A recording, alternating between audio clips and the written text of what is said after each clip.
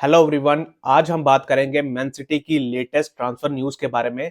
तो सबसे पहले बात करते हैं मिडफील्डर की। So according to reports, Man City are still looking for a central midfielder before window shuts on Monday.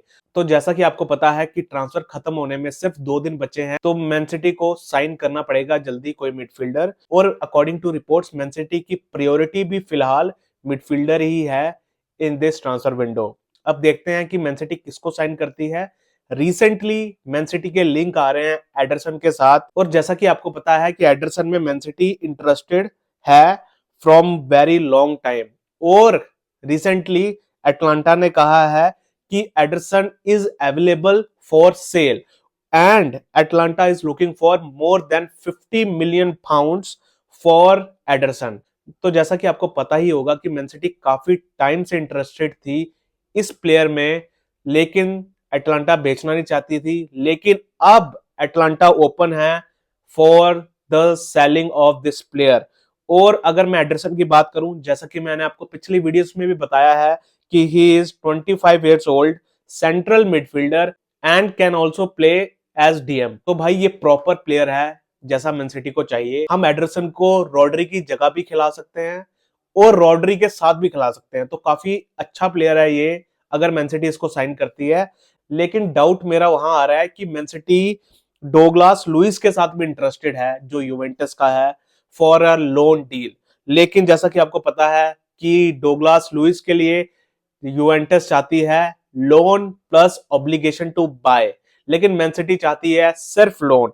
और मैन सिटी और यूवेंटस की टॉक चल रही है रिगार्डिंग दिस प्लेयर। अब देखते हैं कि मैन सिटी डोगलास लुइस को साइन करती है फ्रॉम यूवेंटस ऑन लोन और एडरसन को करती है from Atalanta for more than 50 million pounds.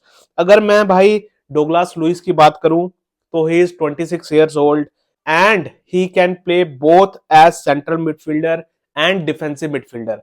तो मैं भाई देखूं तो दोनों प्लेयर्स की प्रोफाइल लगभग सेम है, लेकिन एडरसन को एक एज पॉइंट मिलता है कि he is 1 year younger than Douglas Luiz. लेकिन अगर मैं एडवांटेज की बात करूं डोगलास लुइस की, तो रिस्क काफी कम होगा मैन सिटी के लिए, क्योंकि हम सिर्फ लोन डील करेंगे। अगर वो प्लेयर अच्छा खेला मैन सिटी के लिए तो हम परमानेंट डील कर सकते हैं, अदरवाइज हमें ज्यादा लॉस नहीं होगा। लेकिन एडरसन अगर नहीं चलता मैन सिटी, तो मैन सिटी को भारी लॉस हो सकता है।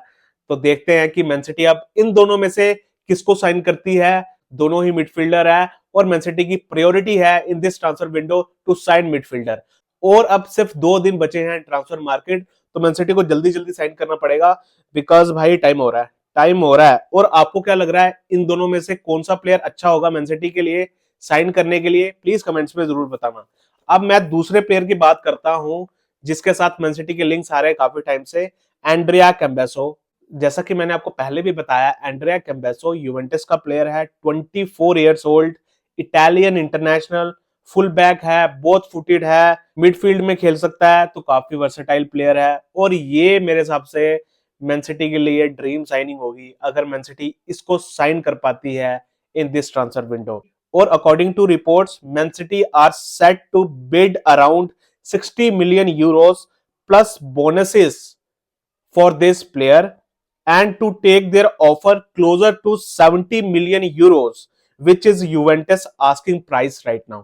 तो अब देखते हैं कि मैन सिटी कितनी जल्दी ये करती है, क्योंकि 2 दिन बचे हैं भाई सिर्फ ट्रांसफर मार्केट में, तो जल्दी जल्दी करना पड़ेगा। अगर मैं रिपोर्ट्स को देखूं तो हमने एंड्रिया कैम्बेसो के साथ पर्सनल टर्म एग्री कर ली है, तो एंड्रिया कैम्बेसो आना चाहता है मैन सिटी।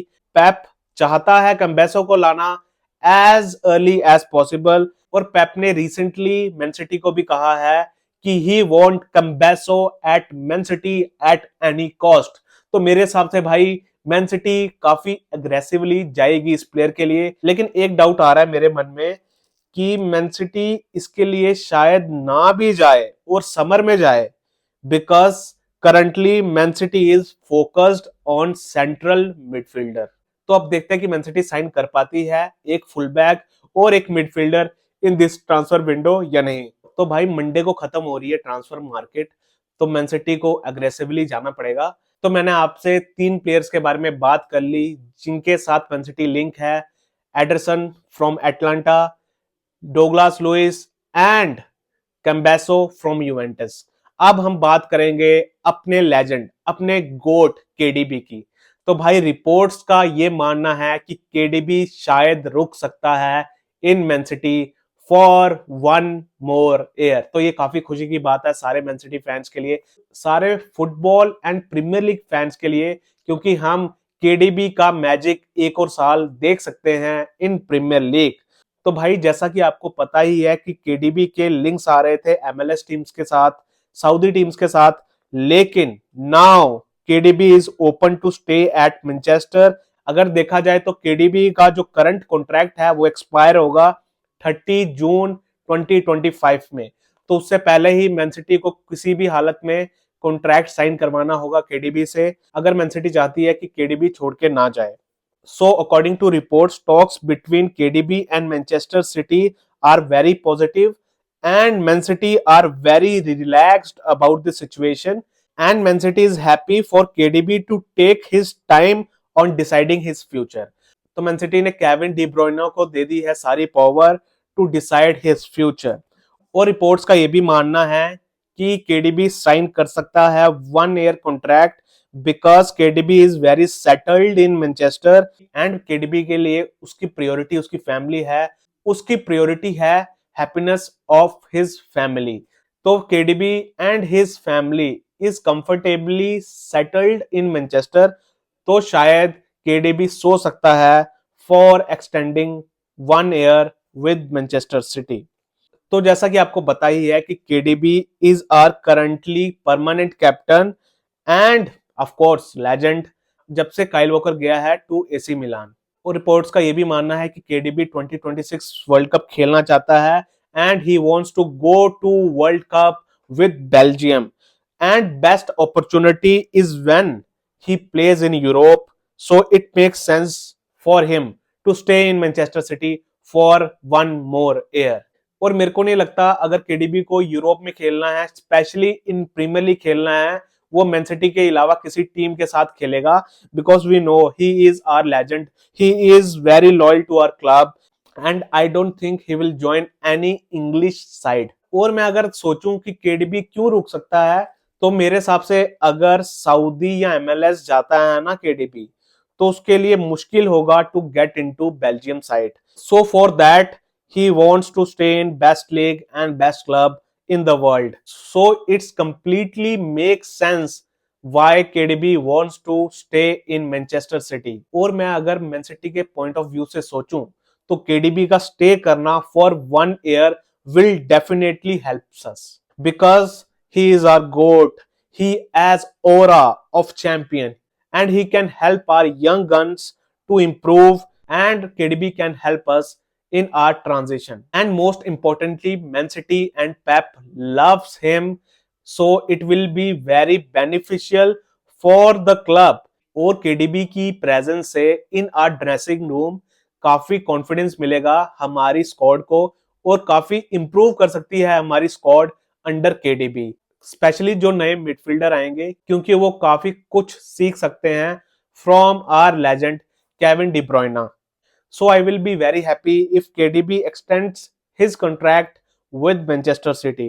I know कि अगर हम उसको एक्सटेंड देंगे फॉर 1 ईयर तो शायद मैन सिटी उसको थोड़े वेजेस लो करने के लिए बोले, क्योंकि भाई जैसा कि हमें पता ही है कि he may not be regular in Manchester City squad next season, but he can help us from bench. तो आई थिंक केडीबी और मैन सिटी साइन कर लेगी, क्योंकि विन विन सिचुएशन है ये बोथ पार्टीज के लिए। और मेरे हिसाब से केडीबी को दे दो यार,